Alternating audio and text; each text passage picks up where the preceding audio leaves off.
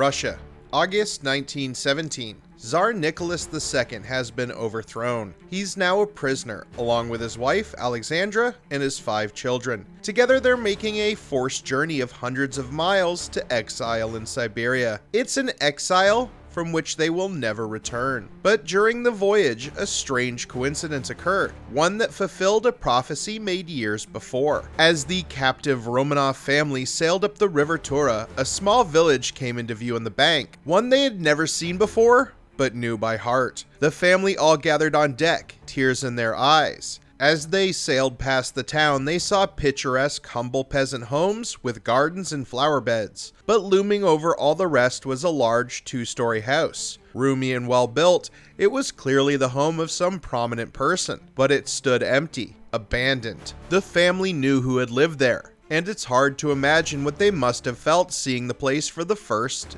and last time. It was the former home of their longtime friend and spiritual guide, Grigory Rasputin, now dead. In the eyes of the Romanovs, no one had done more to help their family. In the eyes of the rest of the world, no one did more to bring them down. Years before, Rasputin had prophesied to the Romanovs that they would one day visit his ancestral village. The irony was that this prediction came true only as the royal family sailed to their doom, a doom that many blamed on Rasputin himself. But who was the man of mystery and controversy? Was the fall of the Romanovs really down to him? As we'll see, it's a sad and twisted story. Rasputin did indeed have his own dark motives, but they weren't what most people thought. The story of Rasputin's life is filled with myth, propaganda, slander, embellishment, and downright lies. The legend of the Tsarist advisor has spawned countless stories, fictions, and pop culture reinventions. Most cast him as the villain, in league with the supernatural, and driven by his own deep ambition. Even in his lifetime, Rasputin's reputation was extremely sinister. In 1914, he experienced the painful result of this reputation when he was attacked on the street. More on that later, but it is important to know that when it comes to Rasputin's life, it's hard to separate fact from fiction. But what is the real truth? Little is known about Rasputin before he entered the lives of the Russian aristocracy.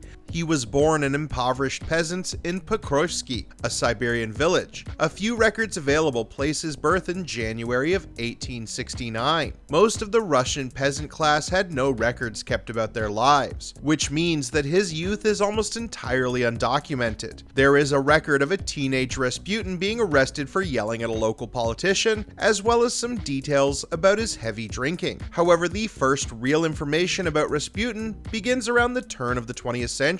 He had married and fathered children early on, but left them behind in Pokrovsky to become a religious wanderer known as a stranik. This practice may sound odd, but religious wanderers are well-known figures in Russian Orthodox culture. Along with thousands of others, Rasputin would walk from village to village across the country. He had very little in the way of possessions, carrying all he had with him. He would not eat very often, subsisting on meager potatoes and scraps given to him by the church and sympathetic peasants. During this time, Rasputin wrote of seeing the Russian people suffering all over. He would return home from time to time as well, where he would preach to a small group of disciples. This went on for quite a while until about 1903 to 1905. Again, the records are not clear, but it is known that Grigory Rasputin made a pilgrimage to the then Russian capital of St. Petersburg. There he began giving sermons that caught the attention of many prominent religious and social leaders. His reputation quickly grew as more and more listened to what he had to say. One person in particular took notice: Alexandra Fyodorovna, the wife and mother of the Tsar's children. Alexandra had always had a deep interest in both the occult and spirituality. She had a previous spiritual advisor, similar to the role Rasputin would later fill. However, he had been forced to flee the country due to the anger around a French man having such a close tie to the Russian royal family. In need of another advisor, the Tsarina quickly latched on to Rasputin. Grigory must have seen this for the opportunity it was. Despite his supposed religious adherence, Rasputin wasn't above a good grift. In fact, he often took advantage of those around him. Rasputin's own wife was treated terribly by the supposed mad monk. She would have to financially support both his children as well as Grigory himself. He later turned her home into a makeshift church where he would preach his sermons that often involved sexual messages. This was a big aspect of Rasputin that would lead to his downfall. He was, as the famous song put it, Russia's greatest love machine. His particular brand of religion was tied into a sect that believed in a sinner's cycle. They held that by committing acts of sin such as group sex acts, drug and alcohol abuse, and other debauchery, they could then repent these sins to God. By repenting to God, all their nocturnal behaviors would actually bring them closer to God, giving them a deeper relationship with the Almighty. This meant that by a matter of course, Rasputin was constantly cheating on his wife, often in their own home. He took this philosophy with him to St. Petersburg, where many socialites and upper-class figures embraced this have your cake and eat it too attitude towards being godly. However, while others were more than happy to have Rasputin around for his mythical sexual energy, that's not what the Tsarina sought from the religious leader. Unlike the song, there's absolutely no proof that Rasputin was the lover of the Russian queen. For one thing, many people noted that Rasputin absolutely reeked. The French ambassador claimed that he smelled like a goat. This makes sense since he was an alcoholic who didn't like to bathe or change clothes, and who usually had sex multiple times a day in an era when hygiene was primitive. Alexandra definitely didn't seek Rasputin out for romance. She was interested in his mystical healing powers. Nicholas and Alexandra had 4 daughters before finally having a male heir to the Romanov line. Their son Alexei had a serious problem. The young boy was born with severe hemophilia, causing problems with unstoppable bleeding from both external cuts and internal damage. When the finest surgeons and physicians in the Russian Empire failed to help the heir to the throne, Alexandra became desperate. When she implored Rasputin to help, he seemingly did the impossible. The myth goes that he sent the doctors away and prayed at the sick boy's bedside during a life or death moment. Miraculously, Alexei woke up and returned to normal, cementing Rasputin's place in the Tsar's household. So was this the result of Rasputin's seemingly supernatural abilities? Not quite. The various doctors treating the injured Alexei had been using aspirin to soothe his extreme pain. Aspirin is a blood thinner, and when Grigory sent the doctors away, he also stopped the young boy from taking more of the drug. This would have allowed for better clotting, meaning the internal bleeding under the boy's skin could slow and eventually stop. While this event endeared Rasputin to the Tsar and his family, it was also the beginning of a wave of hatred towards the man. Rasputin was not an official member of the church, and was a peasant with no attachment to the upper class. The religious aristocracy looked at the tall, wild-haired, and simple-robed man as a usurper. From their point of view, this man was stepping far outside his station and his place in Russian society. While the influence he could hold over the Romanovs was worrying, the bigger problem was that he could inspire others. Russian society was built heavily on class order. The peasantry were still effectively owned by and beholden to their betters. With Rasputin rising from a single Siberian commoner to a trusted royal advisor, he could lend power to the growing popular discontent. A prominent priest named Sergei Trufanov attempted to oust Rasputin from the royal circle in 1912. He was the first to publish allegations that Rasputin was involved in a sexual relationship with both Alexandra as well as all 4 of her daughters. He also claimed that Rasputin consorted with the devil and was taking control of Russia through the Tsar. Trufanov's attempts backfired heavily when he was defrocked and exiled. 2 years later, Grigory was walking down the street outside his home in Petrovskia. He preferred to spend time in the humble Siberian village whenever he could, rather than the more lavish apartment given to him in St. Petersburg. Suddenly, he was approached by a 33-year-old woman named Kanyona Guseva. Guseva plunged a large knife deep into Rasputin's stomach,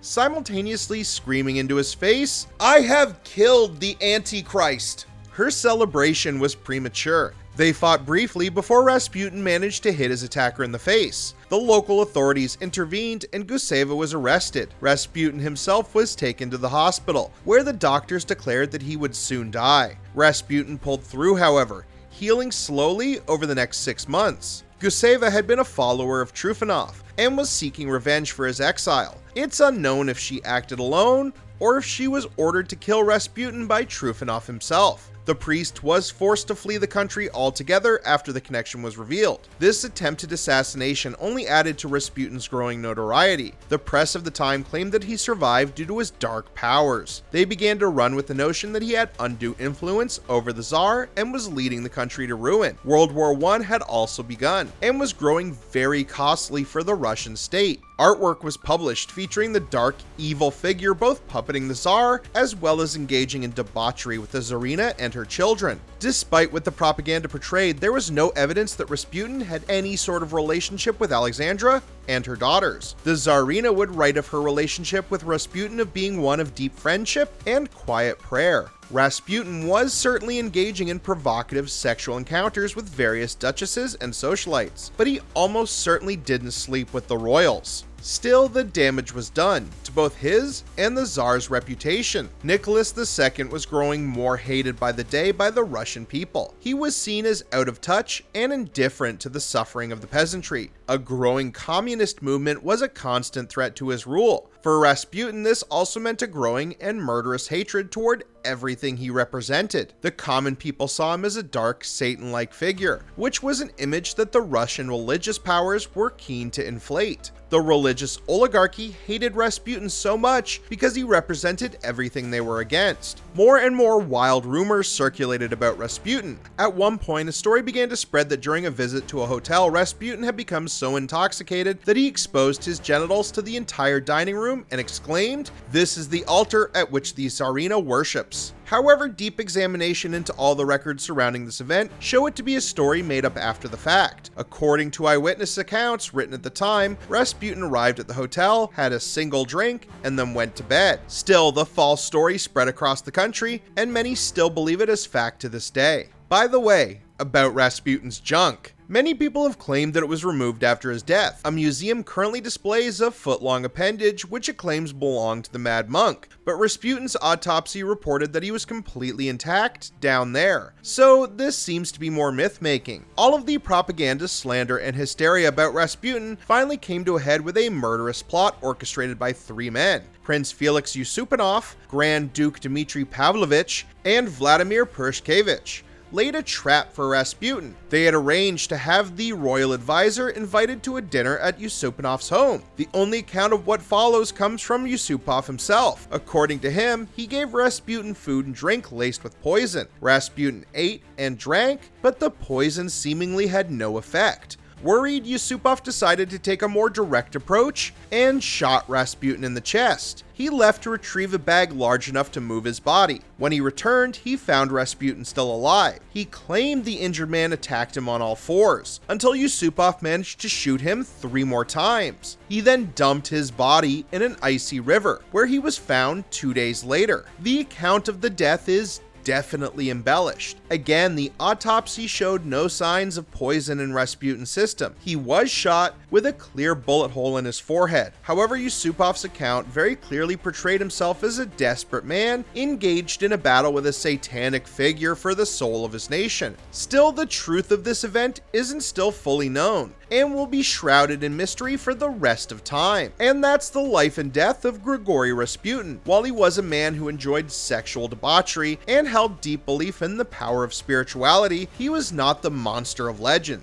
His deep, dark motivation really amounted to greed and lust. He didn't want to control all of Russia, he just wanted to keep being alive and keep getting paid to get laid. While he was a selfish con man, he was also a complex and deeply human figure. What do you think of Rasputin's life and the myths that persist to this very day? Do you know any other crazy facts about him? Share them in the comments, and don't forget to like and subscribe for more great videos from History Snob. Thanks for watching.